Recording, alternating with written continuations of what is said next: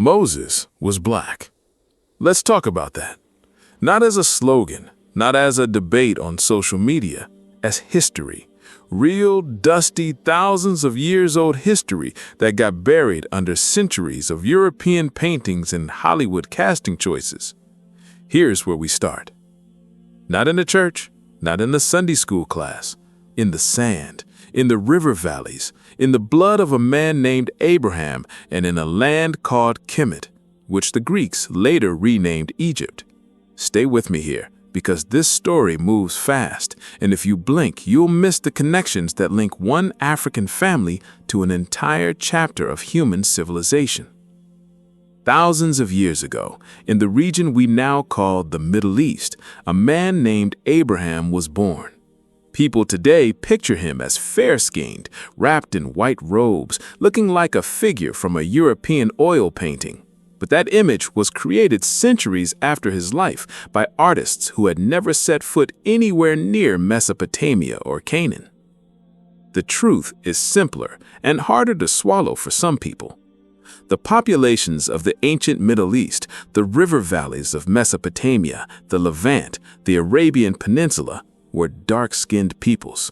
The sun there is brutal. The land is desert and rock and heat. The people who survived and thrived in that environment for generation after generation were not pale. They were deeply melanated, dark-eyed, dark-haired, and dark-skinned. Abraham came out of Ur, a city in what's now Iraq, and traveled with his family into Canaan. His descendants would go on to shape three major world religions, but strip away the religious layer for a second and look at him as a historical figure, a tribal leader, a patriarch of a large extended family that would eventually scatter across Africa and the Near East. His grandson, Jacob, had 12 sons. One of them, Joseph, was sold into slavery by his own brothers and taken down into Egypt. Egypt. Let's be clear about something right now, because this is where a lot of people get confused. Egypt is not Europe. Egypt is not the Middle East in the way people imagine it today, with modern borders and modern politics. Egypt sits on the African continent. It always has. Ancient Egypt, the Egypt of pyramids and pharaohs and the Nile flooding every year like clockwork, was an African civilization built by African people. The ancient Egyptians called their own land Kemet, which means the black land. Some scholars argue this referred to the rich black soil left behind by the Nile's floods. Other scholars argue it also described the people themselves.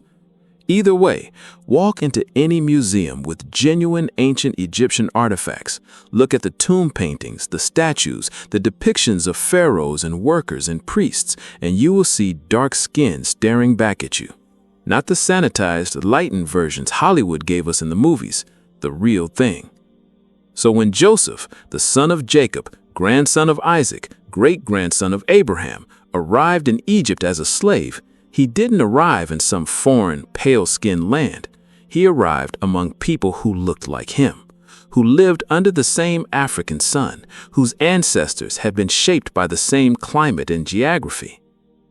Joseph rose from slave to second in command of all of Egypt. That's not folklore. That's the kind of story ancient civilizations recorded because it was extraordinary even then.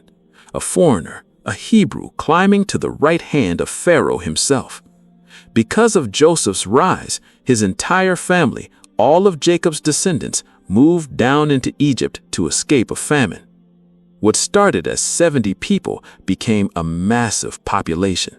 Multiple generations were born, lived, and died on Egyptian soil. Now here's where the story gets heavy. As the descendants of Jacob multiplied, a new Pharaoh, one who did not know Joseph, began to fear them. Not because they looked different. They didn't. They looked like everyone else in Egypt. He feared them because there were so many of them, and he worried they might side with an enemy in a future war. So he enslaved them. Not metaphorically, not symbolically. Actual forced labor, brickmaking, construction, back-breaking work under the desert sun, generation after generation for hundreds of years. Now here's where Moses enters the picture, and here's where you need to slow down and really absorb what's happening, because this part of history gets flattened into a 5-minute Sunday school lesson when it deserves so much more attention. Pharaoh, terrified of the growing Hebrew population, ordered that every male Hebrew infant be killed at birth. A mother, a Hebrew woman living inside Egypt, gave birth to a son during this exact period of terror. She hid him for 3 months. When she couldn't hide him any longer, she did something desperate and brilliant. She built a small basket, sealed it with tar and pitch, placed her baby inside, and set him afloat on the Nile River, hoping someone would find him and spare his life. Pharaoh's own daughter found that basket. Think about that for a moment. An Egyptian princess walking along the riverbank pulls a basket out of the water and finds a Hebrew baby inside. She knew exactly what this child was. She knew the decree her own father had issued, and she chose to raise him anyway. She named him Moses. Moses grew up inside the Egyptian royal household, raised as African royalty, educated in Egyptian customs, Egyptian language, Egyptian religion, and politics. This is critical to understanding who Moses actually was. He wasn't some outsider looking in on Egyptian civilization. He was raised inside it at the highest level, in the palace, surrounded by the same dark-skinned people who built the pyramids, who charted the stars, who developed early forms of medicine, mathematics, and writing thousands of years before most of the world caught up. Now, let's talk about his lineage again, because this matters. Moses descended directly from Abraham, through Jacob, through Levi, one of Jacob's 12 sons. His people, the Hebrews living in Egypt, were part of that same dark-skinned population that had spread out from Mesopotamia into Canaan and eventually into Egypt. There's no version of this story, no honest reading of the historical and geographical record that paints this family as fair-skinned Europeans wandering through a desert. That image is a much later invention. It doesn't match the climate they lived in. It doesn't match the region they came from. It doesn't match the archaeological evidence of the peoples who populated that part of the ancient world. Now, here's a part of the story that almost never gets talked about, and it's one of the most direct pieces of evidence we have connecting Moses to blackness, not through inference, not through geography, directly in the ancient text itself. Moses married a Cushite woman. Kush was an ancient kingdom located south of Egypt. The Cushites were known throughout the ancient world as a powerful, dark-skinned African people. Egyptian texts describe them. Greek writers describe them. Even the Bible itself, in the book of Numbers, records that Moses' own siblings, Aaron and Miriam, spoke against him because of this marriage. Stop and think about what that means. If Moses himself were markedly different in appearance from a Cushite woman, if he were pale-skinned and she were dark-skinned, that difference would have been the obvious point of controversy. But the ancient text doesn't record any controversy about skin color. The complaint from his siblings was about status, about jealousy, about questioning his leadership. Skin color was never the issue, because skin color was never the difference. Moses and his Cushite wife were of the same broad complexion, the same general appearance, both dark-skinned Africans from neighboring regions of the same continent. This detail alone should reshape how people picture Moses, not a fair-skinned man wandering through a desert with a staff looking like a Renaissance painting. A dark-skinned African man raised in African royalty, married into an African kingdom, leading a dark-skinned population out of bondage. Now, let's go back to the story itself, because it deserves to be told properly. Moses grew up in the palace, but as a young man, he saw an Egyptian overseer beating a Hebrew slave. Something in him broke. He killed the overseer and fled Egypt, terrified of what Pharaoh would do to him. He ran into the region of Midian in the Arabian Peninsula, another area populated by dark-skinned desert peoples. There, he met a man named Jethro, a priest of Midian, and married his daughter Zipporah. Moses was told to go back to Egypt and demand the release of his people. He returned to the very palace he had once called home and stood in front of a new Pharaoh demanding freedom for an enslaved population. What followed was a battle of wills between one man and the most powerful ruler on earth at that time. This is the moment people usually focus on: the parting of the sea, the wandering in the wilderness, the mountain and the laws given there. But what gets lost in the retelling is the population itself. Who were these people leaving Egypt? What did they look like? They looked like Egyptians. They looked like the population of the Nile Valley. They looked like the dark-skinned peoples of the ancient Middle East and North Africa, because that's exactly who they were.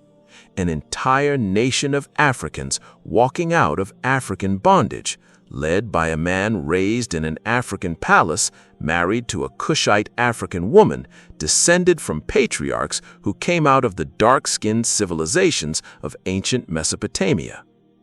This isn't a story about race the way modern people argue about race on television. This is a story about geography, climate, migration, and thousands of years of human history that got repainted by artists in Europe centuries later. Artists who had never traveled to Egypt, who had never seen the Nile, who imagined Moses and his people to look like themselves. Look at the earliest surviving artistic depictions from the actual region and time period. Egyptian tomb paintings, Nubian relief carvings, the physical remains of ancient skeletons studied by archaeologists. All of it points in the same direction: a dark-skinned population living and building and ruling in the Nile Valley and surrounding regions for thousands of years before European artists ever picked up a paintbrush to imagine what these people looked like. It's worth pausing here to talk about Abraham again, because his role in all of this often gets minimized. Abraham is remembered as the father of multiple nations. His descendants spread out across the ancient Middle East and North Africa. Through Isaac, his line continued into the Hebrew people. Through Ishmael, his line spread across the Arabian Peninsula. These weren't separate, disconnected populations with different skin tones and different origins. They were branches of the same family tree, living in the same general climate, shaped by the same sun, the same desert winds, the same thousands of years of environmental pressure that produces dark skin as a natural biological response to intense sunlight. This is basic human biology, by the way. Populations that live near the equator in high sun environments develop darker skin over generations because melanin protects against ultraviolet radiation. The ancient Middle East, North Africa, the Arabian Peninsula, all of it sits in that high sun zone. The idea that ancient peoples in this region were light-skinned goes directly against basic biological science, not just historical evidence. So, when we say Moses was black, we're not making a political statement. We're describing a man who was born in Africa, raised in an African royal court, married to a woman from an African kingdom, and descended from a family that had lived in the sun-scorched regions of the ancient Middle East for generations before making their way into Egypt. Now let's talk about what happened after Moses led his people out of Egypt, because this part of history often gets glossed over too quickly. For 40 years, Moses led this population through the wilderness.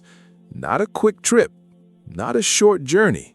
4 decades of survival in one of the harshest environments on earth, the deserts of the Sinai Peninsula. Think about the leadership required for that. Think about the endurance. This wasn't a comfortable walk with modern supplies and modern medicine. This was thousands of people, families, elderly people, children, moving through brutal heat, searching for water, searching for food, dealing with disease, dealing with fear, dealing with the constant threat of death. Moses held that population together.